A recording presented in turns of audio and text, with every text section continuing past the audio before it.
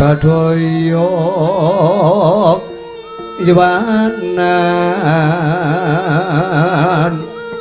Niro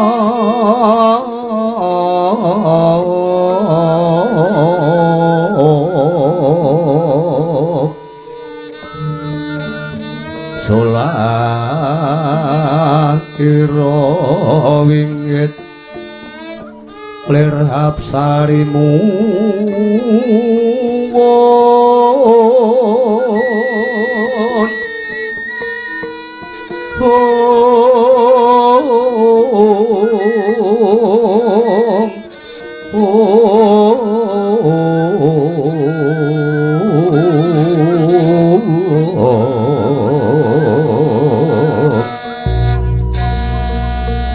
lerhap sari muwon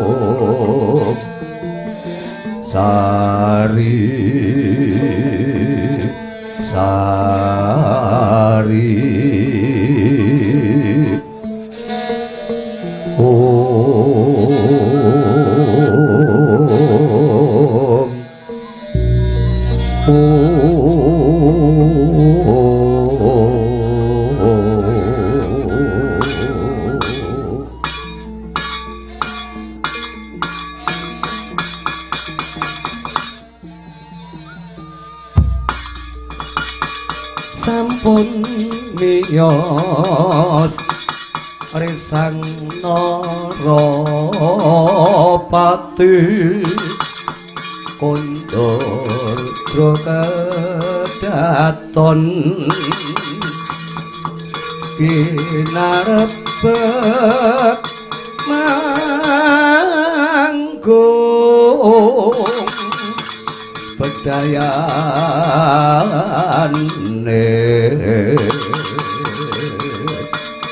samyo ngampil pacaraning ati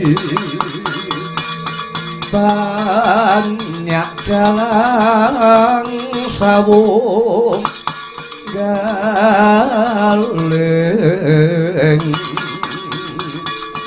kancana nganguwo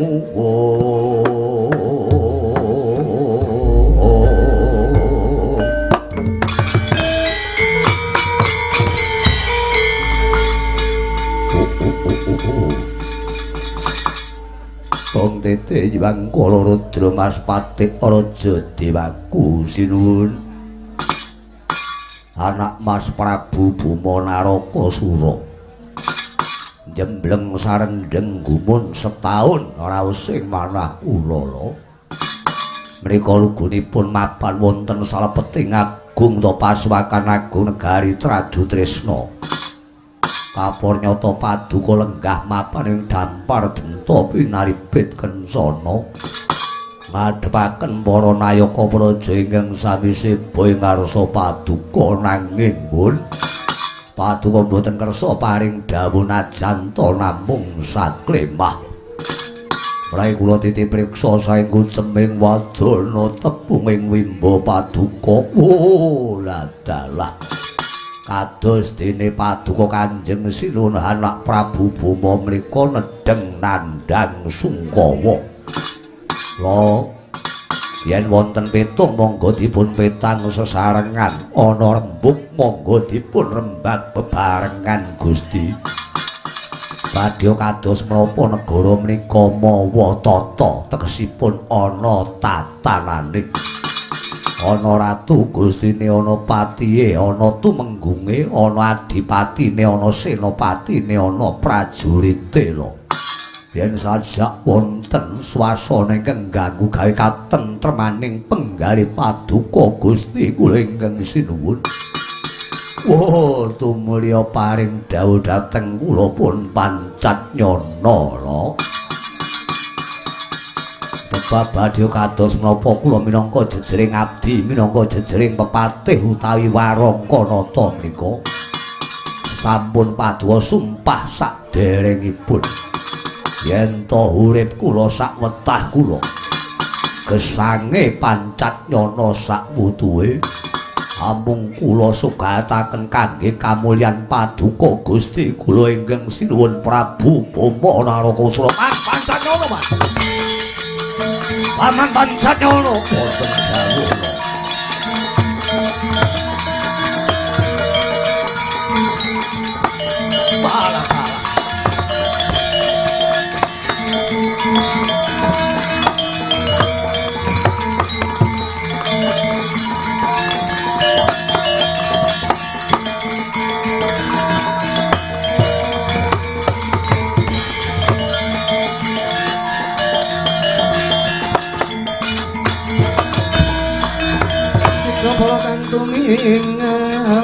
kampo samyo medali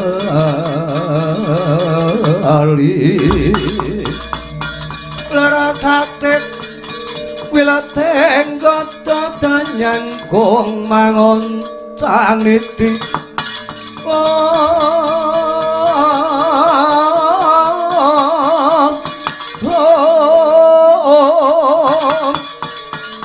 benjang sangati mijil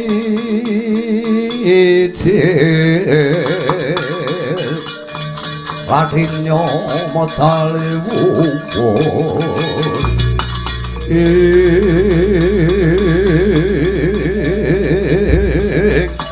walah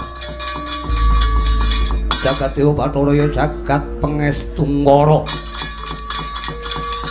Jewang sukma mangadine nuwe mugi mayungana panjenenganing sun Jewang sukma mangadine nuwe mugi mayungana sagung dumadi teh Pancatnyana teh kawula nok-nok wonten timbalan ingkang adhawuh lan kowe ayah griwa wonten timbalan ingkang adhawuh Gusti uga kowe Digya Kalaswendra kawula non wonten timbalan ingkang adhawuh sadurunge sakpasing nggonku ngandhari wigati kapala penjaring sun nyuwun gunging samudra pakesama luwih dhisik labet bebasan wiwit plethek ing surya nganti meh bedhug wiwit plethek ing surya nganti meh bedhug sira sowan marak ana ngarsaning sun nanging datan penjaring sun ajak rembukan babar pisan teh kawula nok ngestaken dawuh sinuwun Sauger paduka sampun kersa paring dawuh menika sampun mujudaken ungup-ungup pepadang mapan jroning manah kula apa kaya mangkono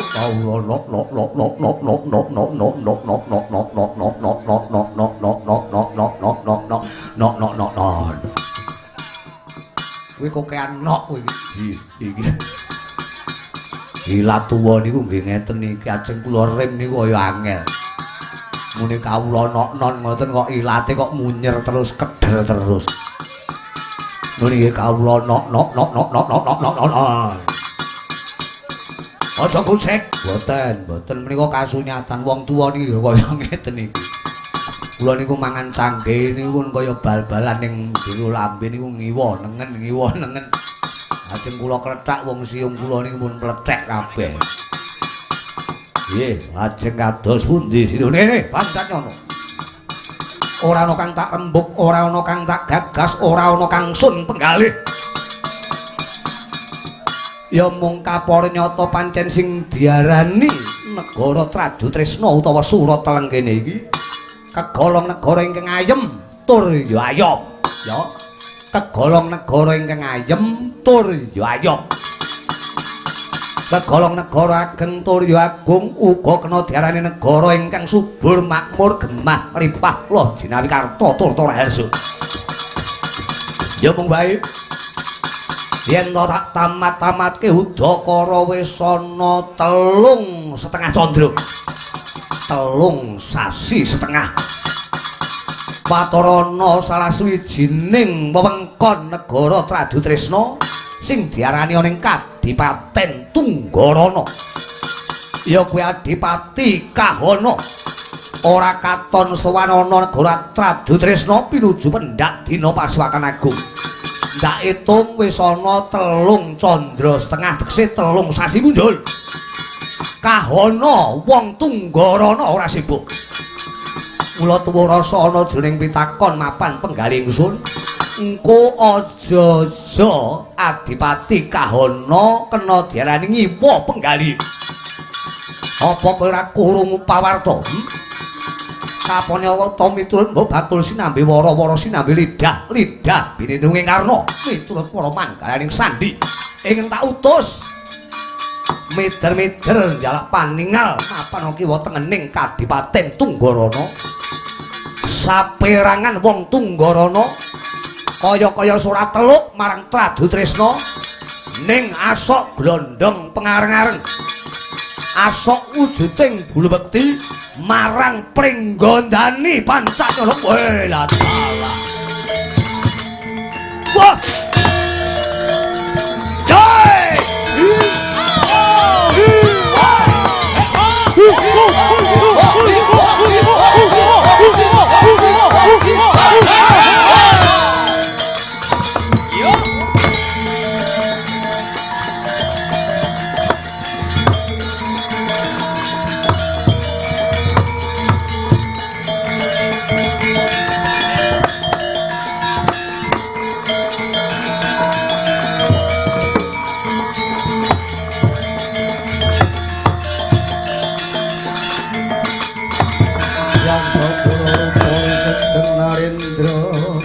Yaksa lelaku Kamal Walyong ingkang gambira marang rangga. Ladalah sinuwun. Yen to pancen sing diarani pekabaran ingkang paduka tampi palapuran saking manggaling sandi menika bener-bener estu kalamun to Adipati Kahana ingkang mapan wonten Tunggarana. Kok ngantos minger kiblate. Kok nganti ora teluk marang pepada paduka Ratu Tradutresna. Malah malik paningale lah kok asok glondong pengareng-areng marang wong pringgondani. Oh niki kriwikan dadi grojokan. Wasan kaya dene wong Tunggarana kae gawe lelakon kaya dene emprit ingkang abebuntut bedhug. Wong Tradutresna mboten badhe mendel kewala. Malah kepara nyata ampun ngantos paduka Gusti kula ingkang sinuwun ingkang tumandang gawe. Paduka cekap lenggah ingkang prayoga wonten ing dampar Kencana Tradutresna. Kapura dinten samangke kula ingkang badhe nitih priksa. Kula purukane wonten Kadipaten utawa mapan ing Tunggarana. Oh, kula panggihane Adipati Kahana. Yen to pakarti paduka menika utawa dawuh paduka menika sisip tegese kabar namung kabar kabur. Kahana isih teluk dhateng paduka kula larakaken ing ngarsa paduka supaya sok bulu bekti glondong pengareng-areng. Ing sok wangsulipun kula nyuwun purba wasesa yen to nganti kabar nyata Adipati Kahana wong Tunggarana merang kampuh jingga balela maguguk makudha waton bondan tanpa ratu. Kula nyuwun dipalilah. Oh, kula gagelake limpane wong Tunggarana. Wela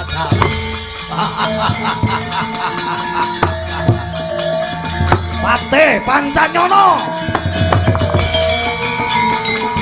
Ereken genderane wong Tradutresna. Aja nganti langsat Tunggarana wani nyebal saka tatanan. Hebaten Jamura.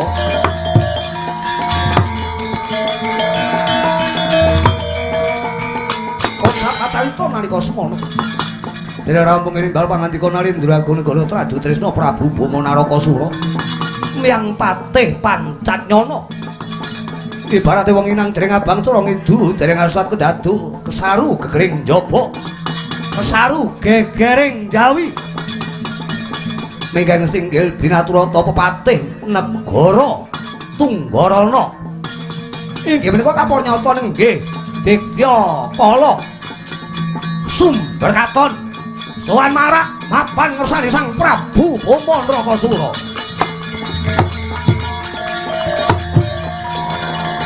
Oh.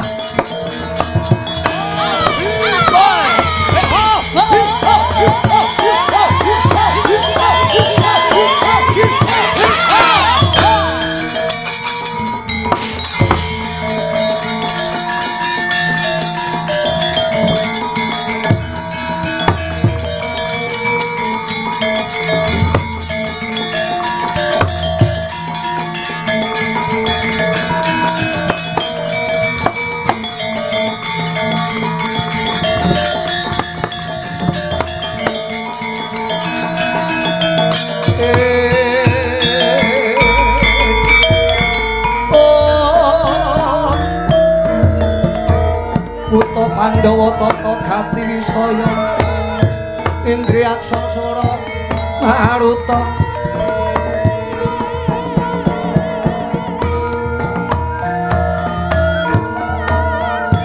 Bawana Wana Margana Pancabayu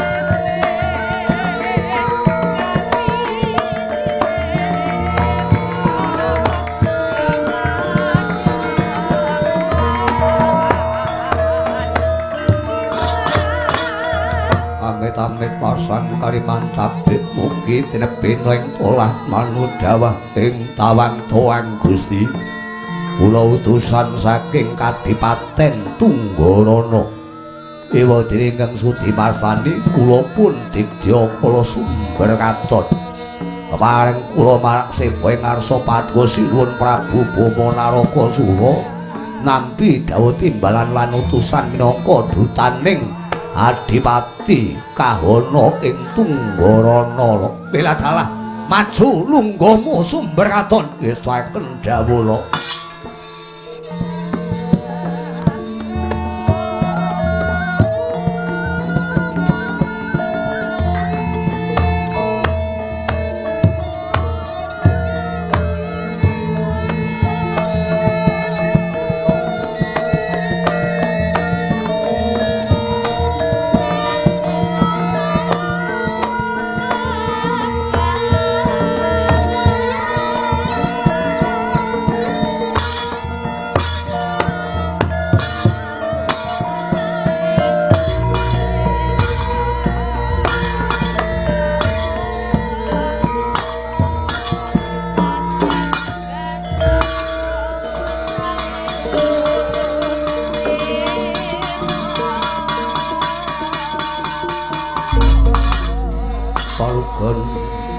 laguning lekas lugita lumiting kidung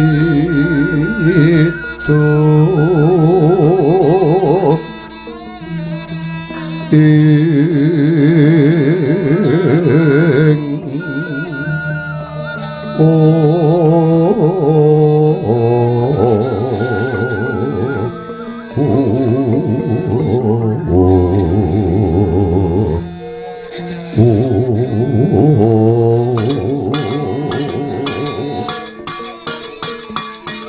yen ora sisip ingkang dadi pengakumu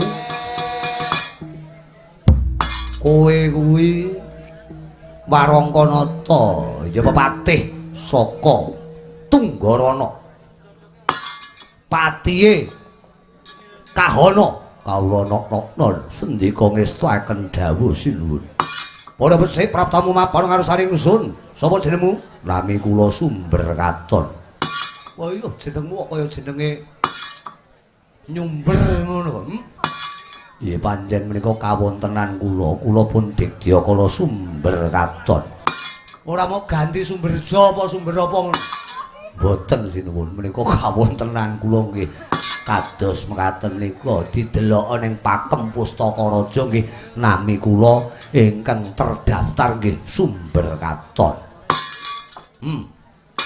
para besih praptamu mapan ana ing Paswaragun Gana Traju Tresna Mber Katon Pangestu paduka sinuwun Prabu Bama Naraka Surasuwan kula mboten manggil weda setunggal menapa ya.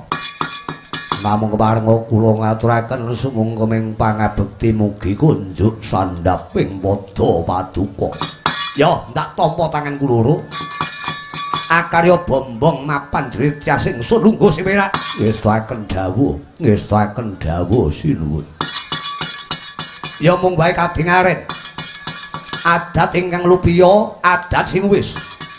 Ingkang prapta sowan ngabiyantaraning ingsun kuwi ora ana liya ya ki Gusti Ratumu. Ya ki Adipati Kahana ing Tunggarana. Ning ya kene. Sawise udakara telung candra utawa telung sasi punjul. Adipati Kahana ora sowan ana ngarsaning ingsun pendak dina pasewakan. Kok malah dina iki ingkang prapta mapan ngarsaning ingsun dudu Adipati Kahana kok mung sesulih kowe sumber katon. Eneng apa sumber katon? Kepareng matur ngarsa paduka Gusti kula ingkang sinuwun. Kejaba kula sowan menika kapara nyata ndasaken kagiyating penggalih paduka. Ning menika nyuwun pangapunten kula kinarya dados duta. Utawi kengkenan utawi utusan. Kula dipun utus dening Kanjeng Sinuwun Prabu Adipati Kahana ngaturaken nawala. Nawala. Inggih sinuwun. Nawala. Inggih. Nawala. Inggih. Kowe diutus ngaturke nawala. Kawula nok-nok ngestaken dawuh aturna nang ngarsaning sun layang kaya ngapa tak wacane saka Ratu Gustiku Kahana.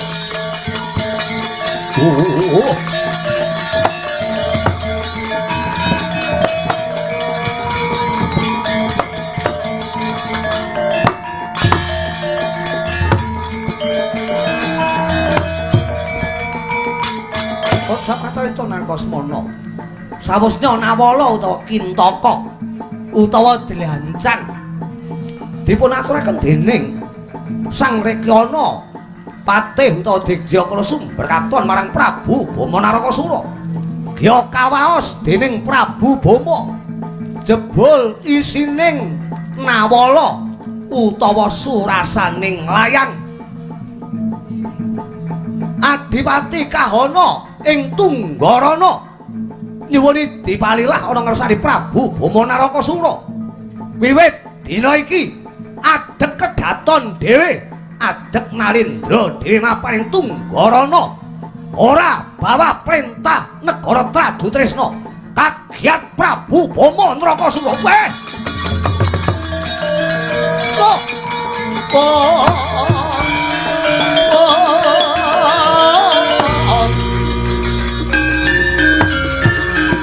Kondang hati wah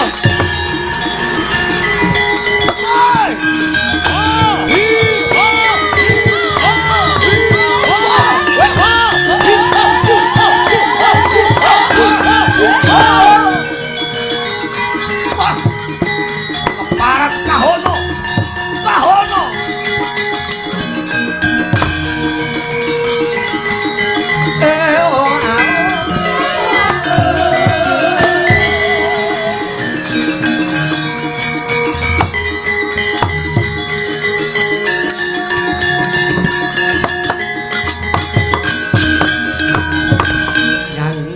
ing bokor kencanane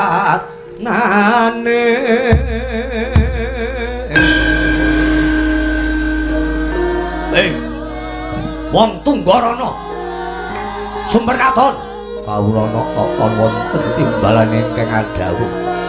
Kowe ngerti surasaning layang sing tak waca? Kowe ngerti surasaning nawala sing tak tampa saka Ratu Gustimu? Kawula nok-nokon nyuwun pangapunten waleh-waleh menapa kula namung saderma utusan. Kula namung saderma kengkenan ingkang tetela boten badhe wantun ambika wiwaraning kintaka saderengipun kula aturaken dhateng paduka sinuwun Prabu Bama Narakasura. Bagus kowe weruh isining nawala bareng sun waca surasaning nawala layak Kahana pirang-pirangane Ratandra ora sowan ngarsaning sun. Jebul Kahana maguguk makuna waton bondan tanpa ratu.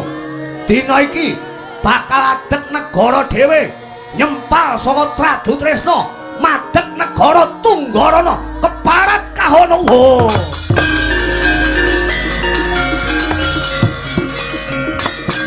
Ayo Sumber Katon, kowe buta tuwa, kowe buta tuwek, Kapanyata dadi utusan mung olah-olah kaya kebo. Kowe ngerti pakartining Kahana? Nyuwun pangapunten.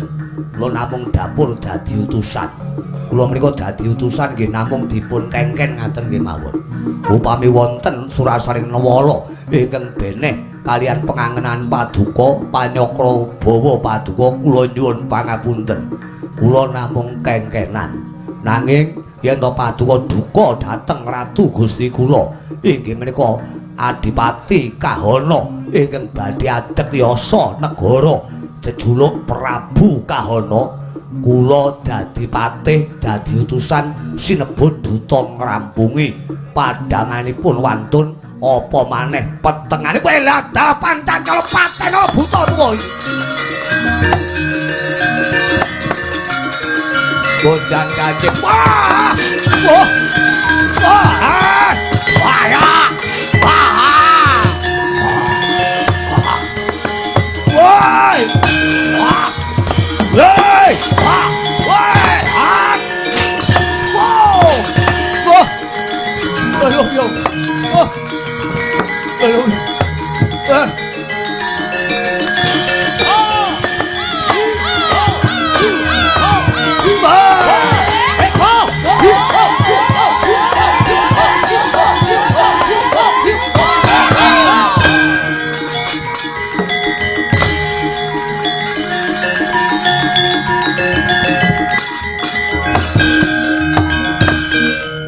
Pacatyono bolon dawuh. Wis dikongkon ora ngrampungi. Tak kongkon mikut marang Sumber Katon. Kowe ora iso nyekel Sumber Katon malah jogetan. Apik ngono kuwi. Dikongkon ora ngrampungi malah joget-joget iki. Kowe ngina marang Bama Nrakasura. Lho kula latah kok. Kula joget iki pun gawane buta. Pun ngoten niku gawan buta. Kula tahu kok buta mboten karo prajurit-prajurit niki kula joget iki mboten enten sing senggak. Ning bareng kula beto prajurit Tradu Tresna niku bayo nyayah griwa ndemung. Ancak ugra nyaron. Kula nyelencem. Kowe iki ya nyeni nggih kula buta nyeni kok. Nek kepepet kula ngemse nggih saged.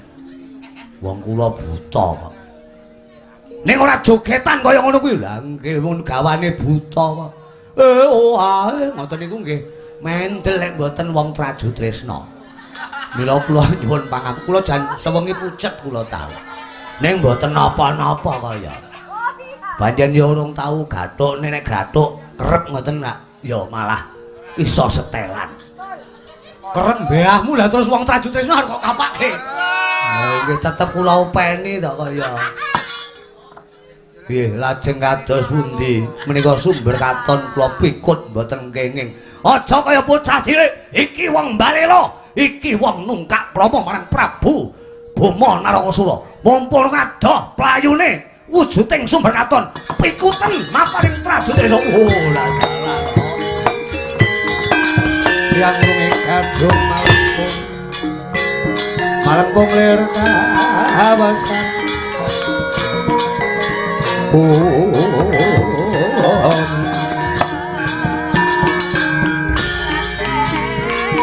yang sokoro kakiri-kiri orang bumi prakapito batsolo mangambak ambak